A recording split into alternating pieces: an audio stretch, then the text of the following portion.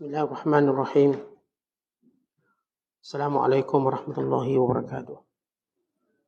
Alhamdulillah rabbil alamin wassalatu wassalamu ala rasulil amin wa ala alihi wa sahbihi wa man sara ala nahjihi wastanna bisunnatihi wahtada bihadihi ila yaumiddin amma ba'du.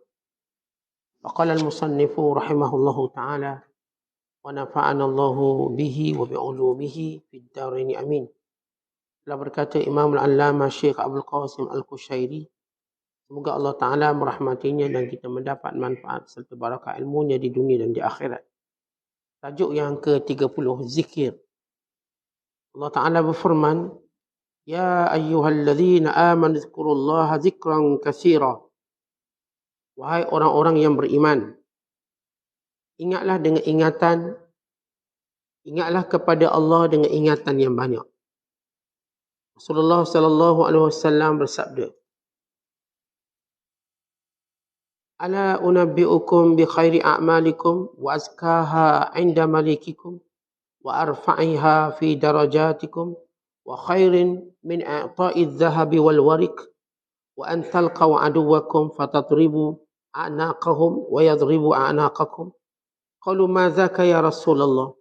Qala dzikrullahi ta'ala. Inginkah saya akan memberitahukan kamu tentang sebaik-baik amal kamu, paling suci amal kamu di sisi Raja kamu, paling tingginya amal kamu dalam tingkatan beberapa darjat, dan paling baiknya pemberian daripada emas dan perak, dan lebih baik daripada kamu bertemu musuh-musuh kamu. Maka kamu memukul leher-leher mereka dan mereka memukul leher-leher kamu. Para sahabat bertanya, apa itu wahai Rasulullah?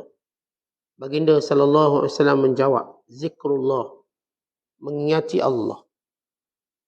Rasulullah sallallahu alaihi wasallam bersabda, la taqumus sa'atu ala ahadin yaqul Allahu Allah. Hari kiamat tidak akan datang pada seorang yang mengucap Allah Allah. Rasulullah sallallahu alaihi wasallam juga pernah bersabda, la taqumus sa'ah hatta la yuqalu fil ard Allah Allah. Kiamat tidak akan terjadi sampai di bumi ini tidak ada lagi yang mengucapkan Allah Allah. Muslimin dan muslimat dan penonton dirahmati Allah sekalian. Sesudah kita menjelaskan tentang al-hurriyah, yakni kemerdekaan, kebebasan. Bebas hati kita daripada ta'alluq, daripada bergantung dengan segala urusan yang menyibukkan diri kita selain daripada Allah SWT.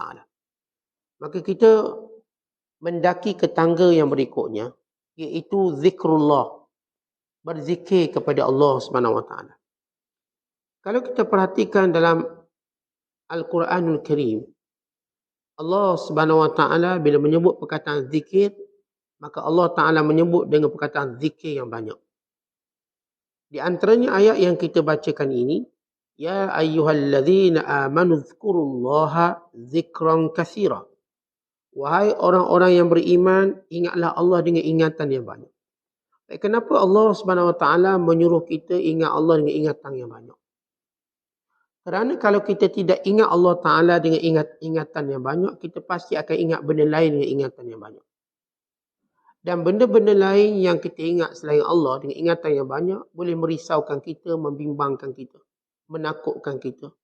Bukan menjadikan kita sombong, bukan menjadikan kita lemah, bukan menjadikan kita kesunyian, bukan menjadikan kita sesat, bukan menjadikan kita tidak keruan ataupun tidak berada dalam keadaan yang baik ataupun tenang.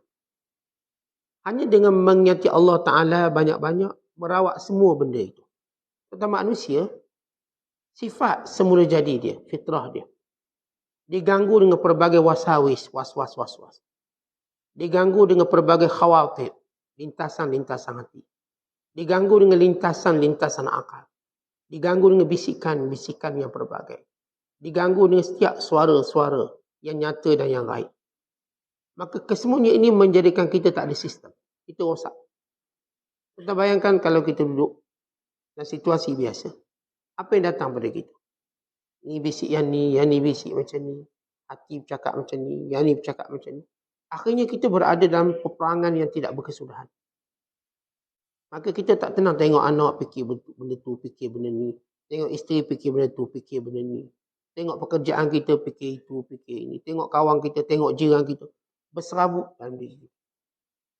Seperti wayar-wayar yang ada yang tak tersusun. Ia boleh memusnahkan kita, mematikan kita. Bahkan menghilangkan sifat kemanusiaan kita. Apatah lagi sifat perhambaan. Nilai manusia juga hilang. Jangan kata nilai perhambaan. Kan itu bila kita perhatikan Al-Quran. Allah Ta'ala suruh kita ingat Allah Ta'ala banyak-banyak. Ingat Allah Ta'ala banyak-banyak dalam semua keadaan. Hatta dalam kita mencari rezeki. Kita baca surah Al-Jumu'ah ayat ke-10. Apa kata Allah? فَإِذَا قُضِيَتِ الصَّلَاةُ فَانْتَشِرُوا فِي الْأَرْضِ وَابْتَغُوا مِنْ فَضْلِ اللَّهِ وَاذْكُرُوا اللَّهَ كَثِيرًا لَعَلَّكُمْ تُفْلِحُونَ.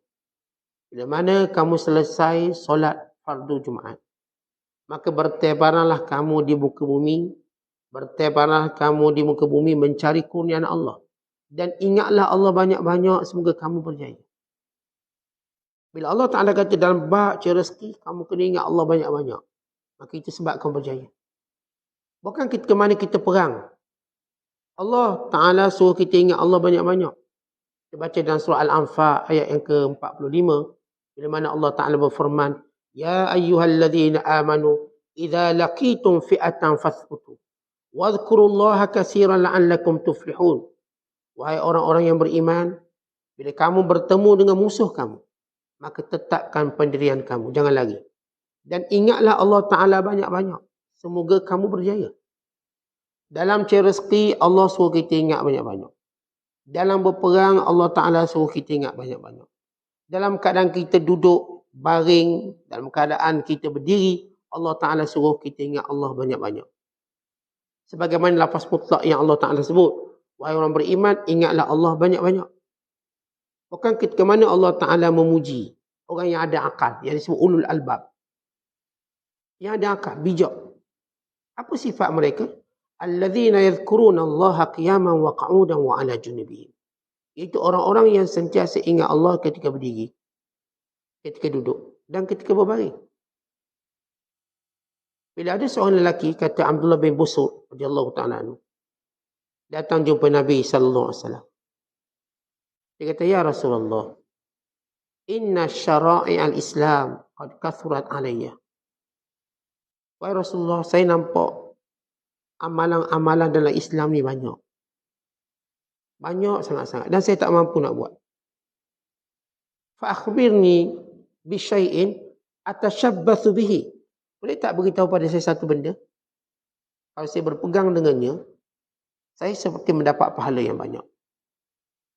Ni amalan-amalan Islam banyak ni. Solat duhanya, ada solat taubatnya. Kita ada sedekahnya, kita ada sekian. Jadi banyak. Kadang-kadang kita tak mampu buat. Kadang-kadang kita lemah buat. Kadang-kadang kita tak mampu berterusan buat. Ada amalan kita boleh buat sekali-sekala. Sekali bolehlah buat, pergi umrah setahun sekali. Pergi selalu, tak mampu kita. Ada amalan, bolehlah kita buat waktu kita lapang. Waktu kita mungkin dalam keadaan tertentu, tak sibuk. Tapi lelaki ini kata, Ya Rasulullah, syariat Islam ni banyak sungguh. Boleh tak saya nak tahu satu amalan yang dengannya kalau saya buat, saya berpegang dengannya, saya dapat kebaikan yang banyak.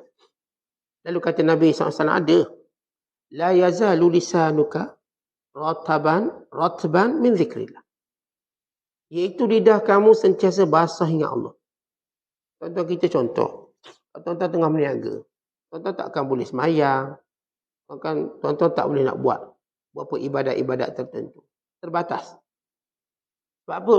Nak ambil wuduknya lagi, nak menghadap kiblatnya lagi. Apa yang boleh buat? Berzikir. Kita berzikir pada Allah. Nak tunggu pelanggan datang. Pelanggan tu datang terus. Kadang datang, kadang tak datang. Maka berzikir terus. Duduk, diri, baring. Ia tidak mengganggu apa pun kita nak buat. Kita hantar anak kita kat sekolah. Maka kita boleh berzikir. Kadang-kadang anak-anak pun boleh ikut sekali. Kita duduk menung kejap, kita boleh berzikir. Ia satu ibadat yang ruangnya terbuka pada semua orang, termasuk perempuan yang uzur. Kadang perempuan-perempuan yang uzur bertanya, kita ni uzur ni tak banyak ibadat boleh buat. Nak baca Quran tak boleh, nak sembahyang tak boleh, masuk masjid tak boleh. Setengah-setengah wanita dengan datang uzur tadi, dia merasakan pintu ibadatnya tertutup, ruangnya sempit. Jawapannya tidak. Zikrullah, zikir pada Allah ini membuka ruang ibadat yang amat besar dan luas. Tadi kita sebut bahawa Allah suruh kita dalam bab cari rezeki ingat Allah. Itulah dia rahsia kejayaan. Dalam bab berperang ingat Allah. Itulah rahsia kejayaan. Dalam bab untuk mencari ketenangan, maka ingat Allah. Bila Allah menyebut ala bi dzikrillahi tatmainnul qulub, ketahuilah dengan ingat Allah tenang hati. Sebab manusia mencari ketenangan pergi pantai, pergi gunung, pergi shopping, pergi melancong, balik kampung. Tapi kesemua ketenangan itu, dia bukan bersifat tetap. Dan diikuti dengan bebanan-bebanan. Yalah, pergi melancong memanglah tenang. Tapi tengok bil keluar tu, hilang tenang balik. Habis duit. Balik kampung memang tenang. Tapi duit banyak juga habis. Kalau kata, balik lagi, tengoklah lain kali tahun depan lah pula. Kita pergi tu, pergi sana, pergi sini, memang tenang. Tapi dia ada kesan sampingan dia. Dia macam kita makan ubat sakit. Memanglah tak sakit lepas tu makan ubat sakit. Tapi dia ada kesan lah. Attack buat pinggang kita. Sekian-sekian. Kita nak cari ketenangan yang tak ada side effect. Yang tak ada athar janibiyah. Tak ada kesan sampingan. Yang benar-benar kita akan rasa bahagia. Zikrullah. Yang Nabi SAW menamakan mereka sebagai mufarridun. Sabakal mufarridun. Telah mendahului semua orang, iaitu golongan mufarridun. Siapa mufarridun? Yang banyak ingat Allah. Sebab dia satu ruang yang saya katakan amat terbuka. Atau kalau kita bangun malam tak mampu nak berdiri solat, nak ambil wuduk sejuk, nak berdiri rasa mengantuk, maka gantinya ialah zikrullah. Dan bila kita berzikir pada Allah, walaupun di tempat pembaringan kita, maka kita mendapat pahala sebagaimana kita qiyam dan sebagainya. Kan itu bila Nabi SAW menyatakan seorang yang terkejut tengah malam. Lalu dia menyebut, la ilaha illallah wahdahu la syarikalah. Lahul mulku wa lahul hamdu wa huwa ala kulli syai'in qadir. Dan menyebut subhanallah walhamdulillah wa la ilaha illallah wallahu akbar. Melainkan kalau dia berdoa, Allah mustajabkan. Dia berkata, Allah maghfirli. Ya Allah ampunkan dosaku. Ni hari ni tak bangun. Lepas tu kita terkejut 3 pagi, 2 pagi, 1 pagi. Tapi nak teruskan tidur dan masih sama nak juga kelebihan.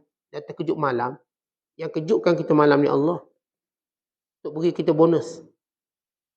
Pahala berganda. Maka saya katakan kita mungkin nak berdiri solat masa tak mampu. Maka zikir. Kita tilam kita zikir. Walau waktu itu kita mungkin tak ada wuduk, mungkin berjunuk. Dalam keadaan junuk misalnya. Kita boleh berzikir kerana dia tiada larangan. Walaupun kita tak nafikan, berada dalam keadaan wuduk menyebut Allah itu lebih baik. Itu akhlak Nabi SAW. Rasulullah tidak menyebut nama Allah melainkan dalam keadaan Nabi berwuduk. Hatta baginda SAW juga tidak menjawab salam orang melainkan Nabi berwuduk. Kan Rasulullah mengingati Allah dalam keadaan paling sempurna. Ada seorang sahabat beri salam, Nabi tak jawab. Nabi pergi ambil wuduk, lepas tu Nabi sebut waalaikumsalam. Rasulullah SAW tak akan menjawab salam melainkan baginda dalam keadaan wuduk. Dan baginda dalam keadaan suci dan menyebut nama Allah. Ini tahap paling sempurna manusia ingat Allah. Tapi kita menyebut secara umum perintah Allah. Ingat Allah dalam semua ketika. Jadi tengah tidur tak bangun boleh ingat Allah. Kenapa zikir ni penting? Penting sebagaimana bila para ulama memberi takbir zikir penting. Sebagaimana kalau kita ada mata, tapi mata kita buta. Itulah hidup tanpa zikir. Seperti kita ada tangan, tapi tangan kita ini cacat ataupun tangan kita lumpuh. Seperti itulah bila tidak berzikir. Seperti kita ada tanaman yang bunga-bunga yang indah cantik, namun kita tak siram dia. Seperti itulah zikir. Seperti ikan yang berada di satu tempat, lalu kita keluarkannya, pasti tercungap dia dan dia mungkin mati. Kerana itulah gambaran zikir. Ramai ulama memberi takbiran pelbagai untuk beritahu pentingnya zikir. Kalau tuan-tuan ada telinga tapi telinga tak dengar, apa guna telinga? Itulah orang yang tak berzikir. Bahkan ibarat daripada Nabi sallallahu alaihi wasallam lebih kuat. Bila baginda sallallahu alaihi wasallam menyatakan mathalul ladzi yadhkuru rabbahu wal ladzi la yadhkuru rabbahu mathal hayy wal mayyit, muttafaqun alaih. Bukhari Muslim. Bandingan orang yang ingat Allah dengan orang yang tak ingat Allah, macam orang hidup dengan orang mati. Tentang manusia yang zahirnya hidup, tetapi kurang zikirnya atau tiada zikirnya, dia seperti orang sakit atau orang mati. Yang zikir sikit macam orang sakit. Tuan-tuan suka tak melalui hidup tuan-tuan? Kadang-kadang tuan-tuan bawa sikit penyakit. Sesama 4 minggu, sesama. Nak? Tak nak. Nak tak kita dalam hidup kita, yang lain cuma comel belaka, tapi batuk selalu. Oh, tak nak. Nak tak kita, yang lain okey belaka, tapi kadang-kadang datang gauk kita. Jawapannya kita tak nak. Nak tak kita, kadang-kadang kita okey, tapi boleh naik darah tinggi. Semua, kalau boleh kita tak mahu ada penyakit-penyakit. Wa imma dia berterusan kat kita, atau dia datang sekali-sekali. Gambaran, kita nak cerita gambaran. Gambaran orang yang melalui harinya tanpa zikir, seperti orang melalui harinya tanpa tubuh badan yang sihat. Gambaran orang yang melalui bulanan tahunannya tanpa zikir, seperti orang sentiasa sakit. Sebab itu Rasulullah menyatakan bandingan orang ingat Allah dengan tak ingat Allah macam orang hidup, orang mati. Tetapi bila mati, dia tak ada fungsi. Sebab itu jangan jadikan jasad kita, kubur kita dengan tidak berzikir. Kata ulama, seorang tak zikir, jasadnya seperti kubur. Jasad kita macam kubur. Maksudnya apa tuan-tuan? Tuan-tuan kalau tengok kubur, apa maksud? Tempat orang dah tak boleh beramal. Ni kita hidup, tempat di mana kita boleh beramal. Dah dalam kubur nak beramal buat apa? Tak boleh amal dah. Begitulah gambaran jasad ni, kalau tak beramal, macam kubur. Itu bila kita ingat Allah SWT, maka Allah menjanjikan paling kurang kita akan dapat 4 kelebihan. Paling kurang. Bagaimana disebut dalam hadis Nabi SAW. La yaq'udu qawmun yadhkuruna Allaha illa haffathumul malaikah wa ghasyiyatuhumur rahmah wa nazalat alaihimus sakinah wa dzakarahumullahu fi man indah. Tidak ada yang duduk mengingati Allah, melainkan malaikat akan bersama dengan satu. Malaikat akan bersama kita. Kita hidup dalam keadaan malaikat sentiasa bersama kita. Macam tuan-tuan berjalan, bodyguard sentiasa bersama tuan-tuan. Apa tuan-tuan rasa? Kita berjalan, bodyguard keliling kita. Ada orang ikut kita. Segagah-gagah manusia ikut. Apa kita rasa? Selamat. Apa kita rasa? Kuat. Apa kita rasa? Tenang. Tuan-tuan berjalan, bodyguard. Tak payah fikir apa-apa. Tak payah fikir ada orang ketuk kepala ke. Tak payah fikir ada orang nak tembak kita. Ada bodyguard. Maka bila seorang itu ingat Allah, ihatatul malaikatu bihi. Malaikat ikut dia. Tuan-tuan tidur, malaikat ada tempat tuan-tuan tidur. Dalam hadis diceritakan, seorang anak Adam tidur, akan datang kepadanya malaikat dan juga syaitan. Syaitan. Dan kalau sekiranya dia tidur dalam keadaan ingat Allah, malaikat kata dia milikku. Dan malaikat menjaganya sampai subuh. Dan kalau sekiranya dia tidur tanpa ingat Allah, malaikat akan terbang lari. Syaitan kata, oh dia dah jadi milikku, maka aku akan mengganggunya, lalu dia pun masuk dalam mimpi. Syaitan diganggu ni bukan sekadar duduk sebelah kita tidur ni, dia masuk dalam mimpi. Ya, syaitan boleh masuk dalam mimpi manusia dan mengganggunya. Akhirnya kita pun bangun dalam keadaan baik mood lah mimpi. Dan mimpi mempengaruhi. Kalau Fir'aun mimpi pun dia tak tenang. Mimpi kerajaan dia runtuh, terus tak tenang. Keluar Qara, bunuh semua budak lelaki. Namrus juga begitu, diganggu oleh mimpi. So, kalau kita baca cerita raja-raja yang hebat, semua mereka diganggu oleh mimpi. Walaupun secara fizikal mereka tak boleh diganggu, tapi ujian mereka dapat mimpi yang menakutkan. Yang menyebabkan mereka tidak merasa tenang dengan jawatan mereka. Sejarah dah tunjuk begitu. Hatta Raja Mesir pada zaman Nabi Allah Yusuf AS juga bermimpi. Tengok lembu kurus. Lembu kurus tadi makan lembu gemuk. 7 ekor lembu kurus makan lembu gemuk. Tuan-tuan ngeri lembu makan lembu, ngeri. Kalau jumpa orang makan lembu tak ngeri sangat. Lembu makan lembu.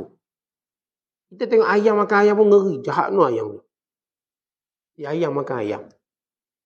Kita tengok kucing makan kucing. Jahat. Tuan-tuan pernah tengok mak kucing makan kucing? Makan anak dia. Kita nampak jahat. Walaupun tujuan dimakan tu macam-macam. Ada kata kucing ni kalau makan anak, tanda anak tu cacat.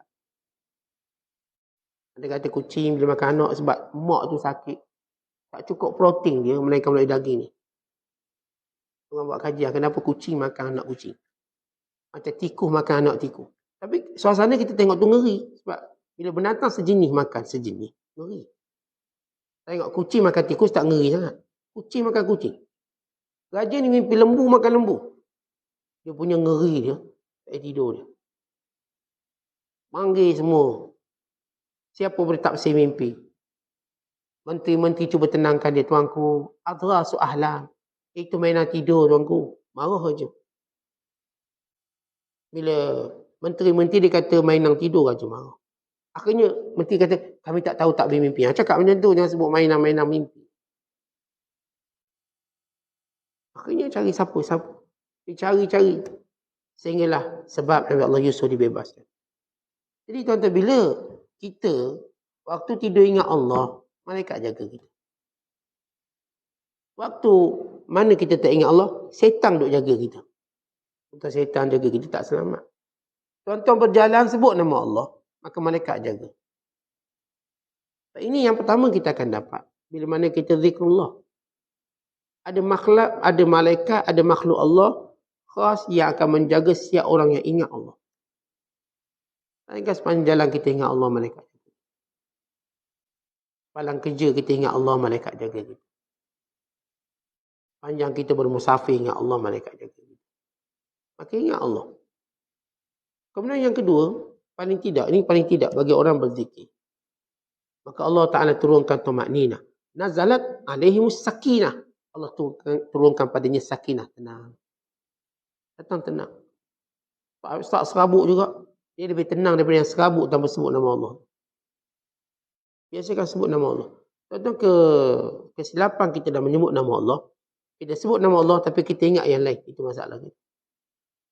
Astaghfirullahalazim tapi duk bayang benda lain cerita. Artinya istighfar tu tak berkesan.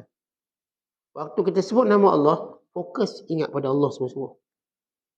Kalau saya katakan astaghfirullah, Allah ampunkan dosa saya. Maka saya bayangkan dosa saya. Dengan setiap sebutan astaghfirullah. Waktu saya menyebut Allahu Akbar, Allah Maha Besar. Saya melihat kebesaran Allah yang mencipta, yang mentadbir, yang menguruskan manusia. Allahu Akbar. Waktu saya berkata inna lillah wa inna ilaihi raji'un. Saya melihat semua ini ialah milik Allah. Akan dikembalikan pada Allah. Cepat atau lambat. Yang ingat macam ni Allah bagi tenang. Dan yang ketiga, orang-orang yang mengingati Allah SWT. Kata Nabi SAW, Ghasyan rahmah. Rahmat Allah akan mengelilinginya. Ghasyan. Tadi malaikat jaga. Turun tenang. Rahmat Allah keliling kita. Itu apa maksud rahmat Allah? Yang mengelilingi kita. Sayang Allah pada kita. Rahmat Allah Ta'ala pada kita. Yang menjadikan Allah Ta'ala menyelamatkan kita daripada bahaya angkara jiwa dan nafsu yang jahat kita. Tentang bila sebut rahmat Allah. Saya dah sebut dalam diri kita ni macam-macam bisikan. Jahat ada. Kalau kita tak berzikir, bisikan itu menguasai kita. Kita dengar orang yang berhalusinasi. Kita dengar orang yang sakit jiwa. Kita dengar orang yang berada dalam depression, tekanan. Kita dengar, kata bila saya baca kisah-kisah orang-orang yang mengamuk. Sampai peringkat membunuh. Tak kira bunuh mak, bunuh ayah, adik beradik, menembak kat sekolah. Semua mereka bercakap benda sama. Mereka dibisikkan sesuatu untuk buat benda tu. Mereka dibisikkan. Bunuh dia. Ini suara ni tengiang-ngiang kata bunuh. Kata sekalian, apa dia punya rawatan? Dawa. Supaya anak-anak kita ni, jangan ada sampai dalam diri mereka bisikan-bisikan yang tak elok. Kerana itu kita ajar mereka berzikir. Kita pun sama, biar jangan ada bisikan buruk. Kita yang bernama suami, kita bernama isteri, kita bernama orang yang ada kuasa dan sebagainya. Kan dalam diri kita ada bisikan-bisikan untuk buat jahat. Innan nafsala ammaratun bisu' illa ma rahimah rabbi.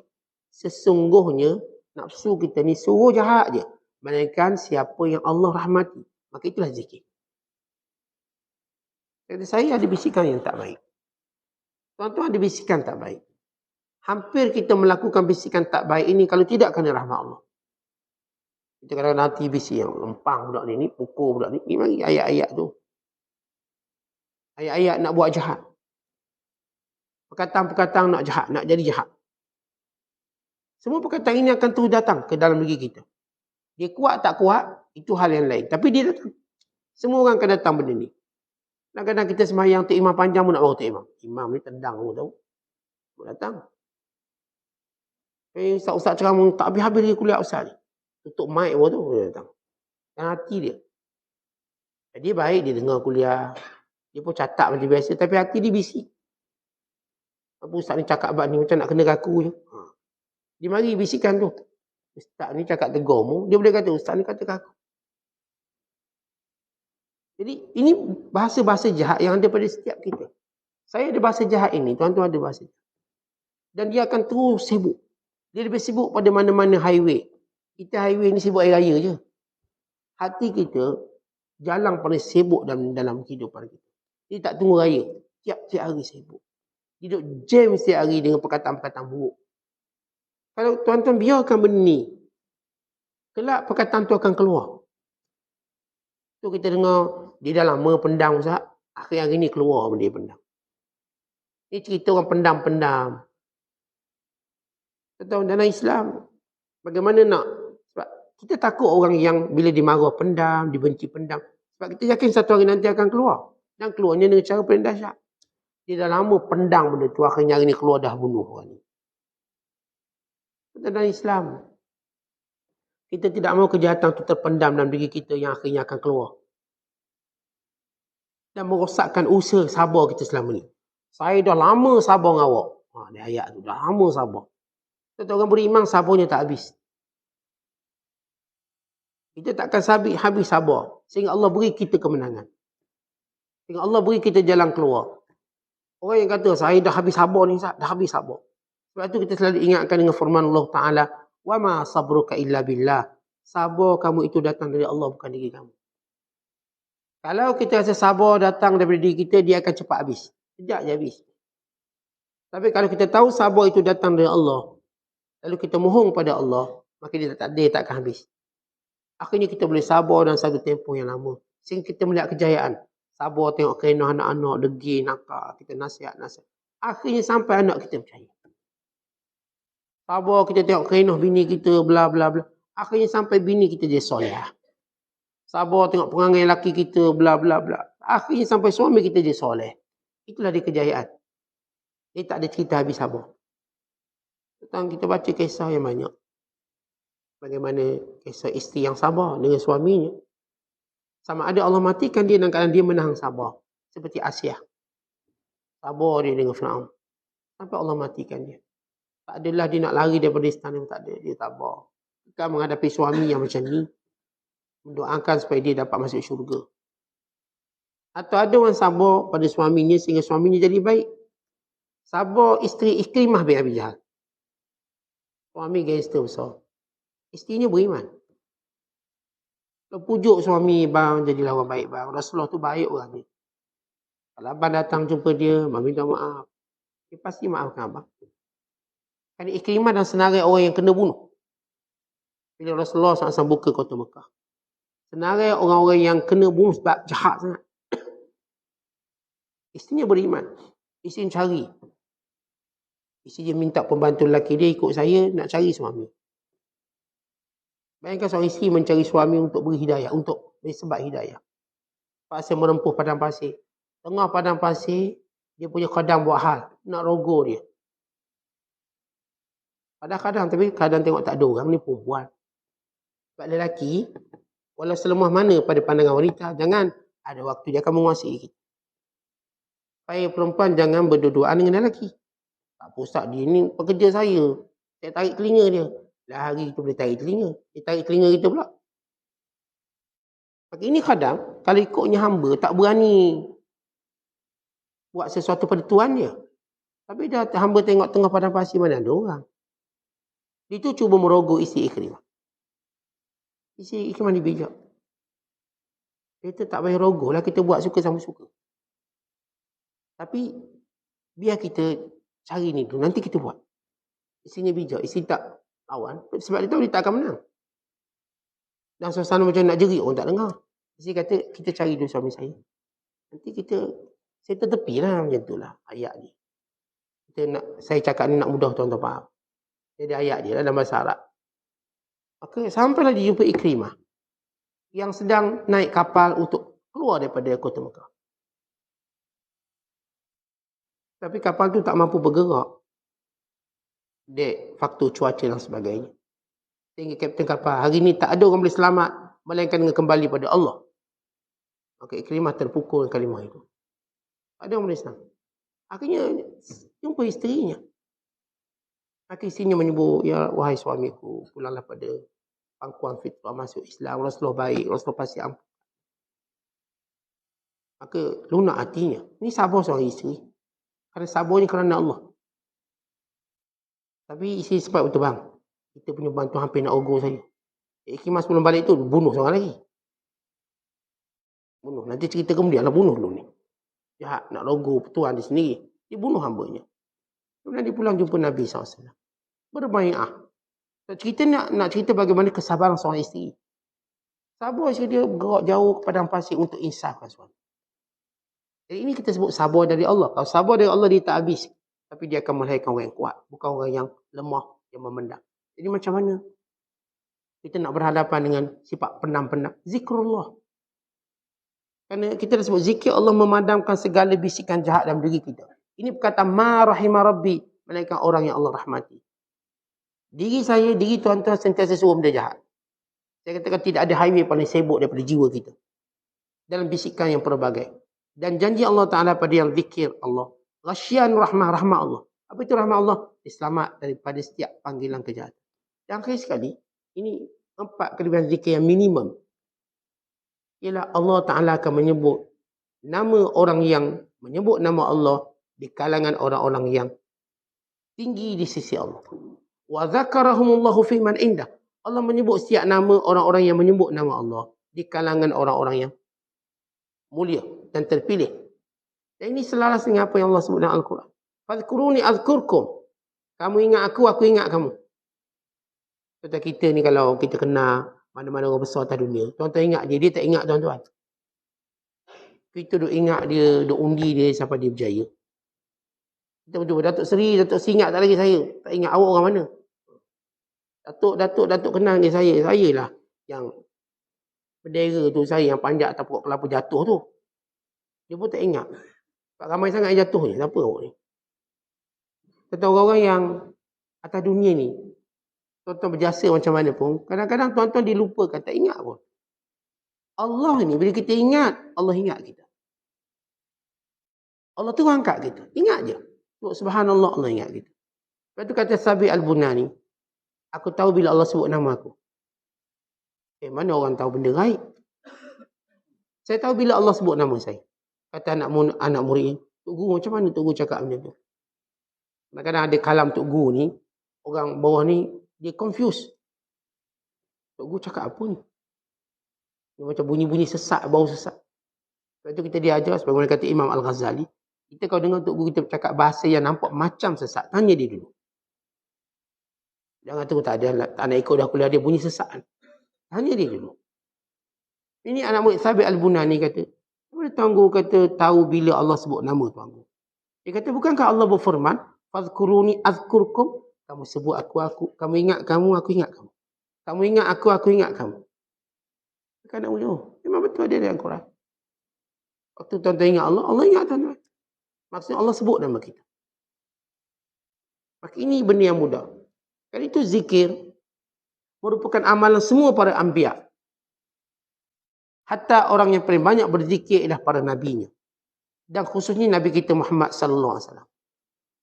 Sampai Imam Nawawi kumpul kita al-azkar, zikir-zikir Rasulullah.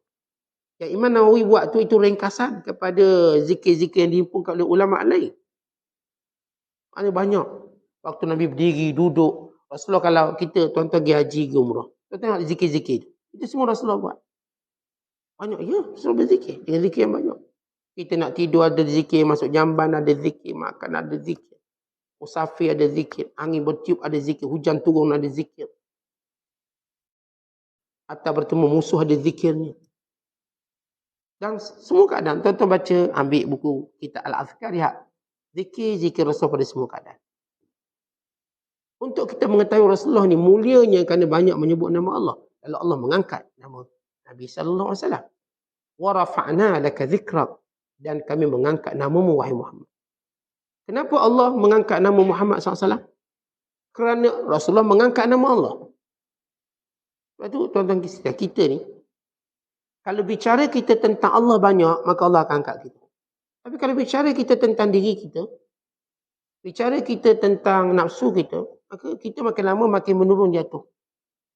Kalau setiap hari kita bercakap tentang Allah, perintahnya, larangannya, ingatan padanya, maka Allah akan angkat kita, angkat. Tentang kita, kalau tuan-tuan baik dengan orang glamour, tuan-tuan akan glamour. Walaupun cuma selfie sekali je. Sekali nampak popular selfie. Selfie kat tiang kita orang. Glamour ambil gambar dengan orang sekian-sekian. Bagaimana orang yang bersama dengan Allah? Kalau kita cerita orang paling glamour, tuan-tuan nak tak ambil gambar dengan orang glamour? Ni dia punya pengikut dia 600 juta dekat Instagram. Nak. Suka dia, tunggu dia main bola. Ni pengikut ramai 600 juta. Boleh bersalang ni sekeping. Yang kata kalau dia nak tantangan kita ni ulur dahi. Tolong dahi kat dahi tantangan. Tutur tak padang tu. Belakang. Tuan-tuan nak tak kalau seglamour orang macam ni, kita pun adalah gambar sekeping dengan dia. Sekeping je. Oh, itu frame besar tu. Oh, frame. Padahal kalau kita tanya balik, dia pun dah tak ingat kita. Tak berapa juta orang bergambar dengan dia. Kata, ini Allah. Ini manusia glamour, ketika ini Allah. Zat yang popular. Zat yang maha agung, yang maha besar. Wala zikrullahi akbar. Tidak ada ingatan lebih besar daripada ingatan Allah. Kalau kita cerita popular, tidak ada yang paling popular dari Allah. Kerana setiap benda menunjukkan pada Allah. Kita ni tunjuk pada Allah. Kerana kita makhluknya. Semua signboard atas dunia ni tunjuk pada Allah. Kejadian alam, langit dan Allah. Sehingga manusia akan akhirnya cuma melihat Allah dalam diri, bukan yang lain. Kerana besarnya Allah. Bila seorang menyebut nama Allah, memperbanyakkan sebut nama Allah, dia telah mengangkat dirinya untuk mulia. Tapi kalau kita tak nak sebut nama Allah, kita telah menjatuhkan diri kita ke lubang kehinaan. Kita pasti akan jatuh. Pasti akan dilupakan. Bukan orang lain lupa, tuan-tuan. Anak-anak kita pun lupa kat kita. Kita bayangkan kita mati, apakah anak kita ingat kita? Dan kita lihat kenapa para alim ulama orang soleh. Walau dia mati, orang masih ingat dia. Bahkan orang ziarah kuburnya seumpama dia mati semalam. Tengok penuh. Kerana mereka orang yang telah menjadikan hidup mereka ingat Allah banyak. Ingat Allah banyak. Kita hari ni kenapa tenggelam? Hatta pada nama anak-anak kita pun tenggelam. Anak kita pun tak ingat kita. Jangan tunggu kita mati. Kita tunggu sikit, anak dah tak balik dah. Anak dah lupa telefon kita. Kata Iman, mana anak? Tahu tak balik. Tak telefon. Telefon pun tak. Sibuk kot. Dia telefon semua orang. Kita dia tak. Kita akan lalui zaman tu. Ada mungkin kalangan tuan-tuan dah lalui zaman tu. Agak-agak anak kita telefon orang lain. Atas nama bisnes. Tiap-tiap hari telefon. Dengan kita dia tak ada bisnes. Walau bisnes paling besar dengan kita. Mak ayah. Anak-anak kena tahu. Bisnes dia paling besar ialah bisnes dengan mak ayah dia. Ini pemodal paling, keuntungan paling banyak daripada mak ayah. Tapi kita tak call. Ayah nak call, nak telefon. Rasa macam lebih kredit ni. Tapi kalau tokoh-tokoh besar, oh ini projek. Tak dapat sampai sudah projek ni. Tapi tunjuk sibuknya lain macam. Pada mak itulah projek dunia akhirat kita. Itu kesilapan kita anak-anak. Tapi mak pun kena fikir, kenapa anak-anak aku tak ingat aku? Kenapa? Kerana kita tak ingat yang menciptakan kita. Allah. Maka Allah lupakan orang-orang yang paling kita sayang dalam hidup. Paling sayang. Ramai mana ibu dan ayah cerita anak-anak tak balik, anak-anak tak call, anak-anak even mesej pun tak. Kadang-kadang merayu pakai orang tengah, rayu baliklah, ayah ni dah dekat nak nazak lah ni. Merayu dan suat khabar suruh anak balik. Sampai begitu situasi masyarakat kita rosak. Ayah teruk ni ICU. Ni moderator ni orang tengah ni. Tolong rayu anak-anak baliklah kalau nak tengok ayah teruk dah ayah. Tak balik lagi. Sayangkan masuk suat khabarnya lagi. Merayu. Dari satu sudut anak tu masalah. Tapi sudut kita kenapa? Kita pun kaji kenapa. Kenapa orang-orang yang kita sayang tiba-tiba tidak mau berhubungan dengan kita waktu kita perlukan mereka. Ini anak cucu kita. Kerana masalah kita dalam mengingati yang menciptakan kita. Allah. Allah yang cipta kita. Kita tak ingat dia, maka Allah lupakan semua orang yang kita ingat dia waktu hidup dan tidak lupa mengingati Allah yang menciptakan kita. Jadi bila kita ingat Allah, Allah jadikan orang tu ingat kita. Kita orang dulu. Macam mana nak seorang tu ingat dia? Zaman kita ialah ada telefon, ada sekian-sekian, kita pun mesej lah. Nak suruh ingat sepatah. Kita macam mana dulu menjadikan orang tu ingat? Dan ini merupakan amalan para ulama' zaman. Macam nak suruh orang tu ingat? Maka dia mengingati Allah. Lalu dia menyebut nama-nama orang yang perlu ingat pada dia. Maka orang tu akan ingat balik dia. Kita sebut nama Allah, supaya anak-anak kita ingat balik kita. Kecuaian kita kerana kita kurang sebut nama Allah. Maka saya sebut nama Allah. Mudah-mudahan dengan saya menjalankan tanggungjawab sebagai seorang hamba, maka Allah jentik balik hati-hati orang yang patut ingat saya. Macam saya kata saya, ayah, saya mahu anak saya ingat saya. Anak dia kerja sampai tak telefon bertahun namanya. Tu tak tahu khabar berita. Ini satu penyiksaan. Jadi macam mana solusinya? Tuan-tuan, ingat Allah banyak-banyak, istighfar balik, zikir. InsyaAllah orang-orang yang kita pernah sayang, dia akan ingat balik kita. Dengan cara apa? Dia akan ingat kepada kita. Atau Nabi Allah Yusuf AS. Nabi Yusuf ni, jauh Mesir, Palestin. Yusuf dalam penjara, luar penjara, dia tak pernah lupa ayahnya. Yaqub. Dan Yaqub AS juga tak pernah lupa anaknya Yusuf. Adik-beradik Yusuf dah lupa Yusuf. Menganggap Yusuf dah mati, dah lupa. Waktu mereka bertemu pun tak kenal. Kenapa bertemu tak kenal? Sebab mereka dah padam memori mereka tentang Yusuf. Kalau kita kan, kalau orang tu kecil besar, dia ada iras ni mesti ada. Kita adik-beradik, kalau berpisah lama, iras tu kita tahu, iras dan dia. Kalau orang walaupun kecil muka gini, besar muka lain, dia tetap meninggalkan kesan iras dia yang dulu. Nampak? Tuan kawan-kawan kita, lama kita tak jumpa. Tapi kita macam nampak iras dia ni. Ada beberapa watak yang dikekal. Kita kenal dia. Dan ini Yusuf AS. Sebab dia ingat Allah, dia tak pernah lupa muka adik-beradik dia. Walaupun berpisah lama, dia tengok dia tengok je, oh ni adik-beradik. Adik-beradik dia tengok, tak tahu ini Yusuf AS. Maka senang Yusuf buat perancangan. Sehingga mengatur pertemuan dengan adiknya. Dan mengatur pertemuannya dengan ayahnya dan ibunya. Kenapa begitu kuat Yusuf? Kerana dia orang yang mengingati Allah. Maka Allah jadikan orang-orang yang dia sayang tetap akan ingat dia. Dan Allah lindungi dia daripada orang yang ingat kejahatan. Sehingga tak kenal dia. Ini ringkasan daripada bagaimana kesan mengingati Allah SWT. Kalau kita lihat dalam hadis Rasulullah yang pengarang kita bawa di sini. Tadi tentang sebutlah nama Allah banyak-banyak. Jadi kita jangan sebut nama Allah sikit-sikit. Sebut nama Allah sikit-sikit, dia tak beri kesan. Sebut Allah sikit-sikit, dia ialah sifat munafik. Bagaimana Allah sebut dalam Al-Quran. وَلَا يَذْكُرُونَ اللَّهَ إِلَّا قَلِيلًا. Orang munafik itu, dia tak akan ingat Allah mereka sikit. Sikit. Dia sikit, macam mana sikit? Kalau orang ada, dia ingat. Sebab dia nak tunjuk, dia pun ingat macam orang lain. Bersendirian, dia tak akan ingat. Orang beriman, dia ada satu tanda. Orang Melayu panggil simptom lah, simptom. Orang Arab panggil simptom. Dia panggil simptom. Yang Arab di Melayu kan. Ini alamat dia. Apa dia simptom orang-orang beriman? ingat Allah banyak. Kata banyak tu banyak mana? Banyak tu banyak ikut kemampuan kita. Dalam kemampuan kita, ia banyak. Bukan pada kemampuan orang lain. Yang ni ingat 1000. Saya ingat 100. Tak, saya ingat tu dah banyak. Sebab saya tak boleh ukur dengan orang lain. Setiap orang dia ada nilai banyak yang berbeza. Jadi kita sebut kaya lah. Kaya orang ni tak macam kaya orang tu.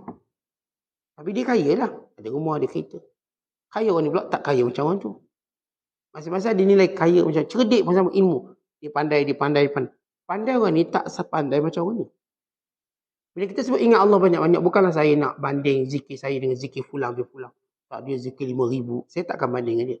Saya mengambil itu pada perbuatan saya dah banyak. Saya kalau dapat istighfar 10 kali banyak. Saya dapat istighfar 100 kali banyak. Jangan tuan-tuan banding yang 1,000, 10,000 tu. Dia dengan dunia kita. Apa kemampuan kita ingat Allah? Maka cuba buat banyak daripada biasa. Malah ingat 3 saat hari ni 5. Maka banyaklah tu. Sebut ni. Banyak. Sehingga kita rasa satu jumlah yang kita masih mampu buat. Tuan-tuan jangan ikut orang lain buat 10,000. Tuan-tuan buat 10,000 sampai tak jadi kerja. Kenapa? Orang zikir lagi 5,000 saat tu tak cukup. Tu tak pergi kuliah ustaz tu 5,000 lagi tak.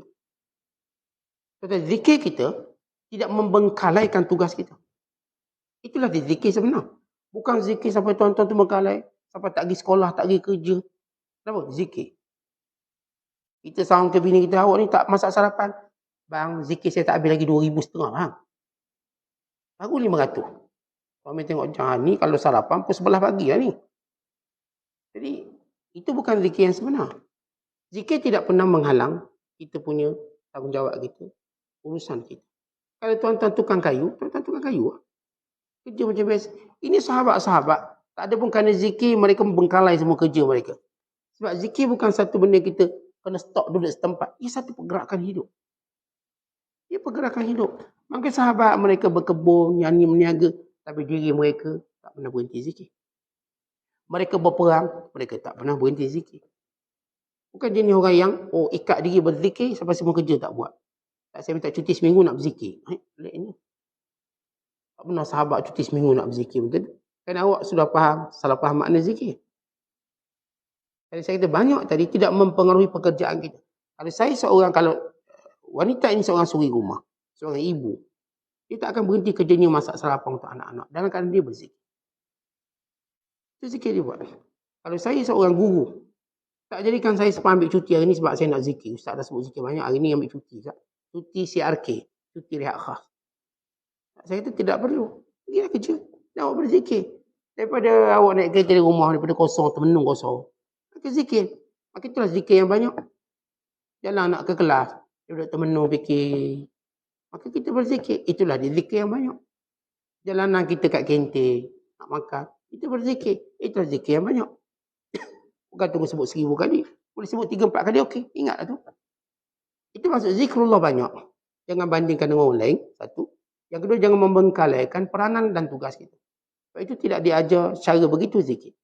Allah ma'ilah. Melainkan, memang hari ni saat tak ada kerja, kita orang cuti. Kita pun nak duduk, nak zikir banyak-banyak. Sebab saya pun anak-anak pun semua duduk asrama. Tak ada benda nak sarapan. Laki saya Ustaz memang sarapan kedai mamak. Jadi saya nak lama sikit lepas solat subuh sikit. Maka itu tak ada masalah. Sebab kita tak membengkalaikan tugas kita. Saya cerita kalau kita ada tugas-tugas lain. Zikir tak akan hentikan. Kerana zikir punya rohnya sendiri yang akan menyempurnakan lagi kerja kita. Kerja saya sebagai seorang apa sahaja jawatan, dia akan jadi lebih sempurna dengan zikir. Kalau saya cikgu, maka makin sempurna cikgu saya. Makin saya beri ilmu yang baik pada anak-anak murid saya. Begitulah peranan zikir dan kehidupan orang beriman. Dia menguatkan, dia menyempurnakan. Dia bukan membengkalaikan kerja, kebiasaan kita. Dia tak pernah membengkalaikan. Kalau tidak, tuan-tuan para sahabat tak jatuhkan Rum dan Parsi. Kerana zikir mereka pada Allah lah yang menyebabkan mereka jatuhkan Rum dan Parsi. Kerana mereka memahami zikir itu ialah kehidupan. Zikir ni kehidupan. Zikir bukanlah satu ritual, satu tempat, satu waktu. Bukan bentuk ritual. Ia kehidupan. Kehidupan yang menjadikan seorang itu ingat Allah setiap masa. Maka ini yang disebut sebagai zikrullahi ataupun zikir yang banyak. Yang dijanjikan pahala yang besar yang disebut dalam ayat yang lain. Bila Allah menyatakan wadh-dhakirinallaha wadh-dhakirat a'addallahu lahum maghfiratan wa ajran 'azima. Dia baca dalam surah Al-Ahzab ayat 35. Dan orang lelaki yang ingat Allah banyak-banyak dan orang perempuan yang ingat Allah banyak-banyak, Allah kurniakan kepadanya keampunan dan Allah kurniakan kepadanya pahala yang besar. Ini baik lelaki baik perempuan. Tentang dalam kebanyakan amalan biasa Allah sebut lelaki je. Tapi bila main datang dalam bab zikir, Allah menyebut perempuan sekali. Perempuan sekali. Sebutan lelaki bukan maksudnya meminggirkan wanita, tidak. Itu kebiasaan. Namun dalam bab zikir Allah sebut kedua-dua ini. Lelaki yang menyebut nama Allah yang banyak, perempuan yang menyebut nama Allah yang banyak. Kenapa kita punya peluang yang sama? Dalam hal lain mungkin kita tak ada peluang yang sama seperti berjihad. Peluang kita tak sama. Seperti mencari nafkah, peluang kita tidak sama. Keterbatasan. Tapi dalam bab zikir Allah, baik lelaki atau perempuan, dia punya peluang yang sama. Peluang yang equal untuk kita buat benda yang sama. Seorang ibu yang saya sebut tadi, dalam dia memasak, menyediakan segala pengurusan rumahnya, tak menghalang dia berzikir. Seorang bapa yang bekerja, sibuk mencari nafkah, tidak menghalang daripada zikirnya. Dan dua-dua ini berada pada persaingan terbuka dalam menjadi orang yang paling banyak menyebut nama Allah dan dijanjikan keampunan dan pahala yang besar. Ini mukadimah zikir. Sebelum kita lihat hadis Nabi SAW tentang bagaimana zikir boleh mengatasi jihad dan bagaimana zikir boleh mengatasi sedekah emas dan perak dan bagaimana zikir boleh mengatasi amalan dalam situasi yang bagaimana. Apakah hadis ini bersifat mutlak atau bersifat khas kepada golongan tertentu, pada keadaan tertentu dan waktu tertentu? Wallahu a'lam bissawab. Assalamualaikum warahmatullahi wabarakatuh.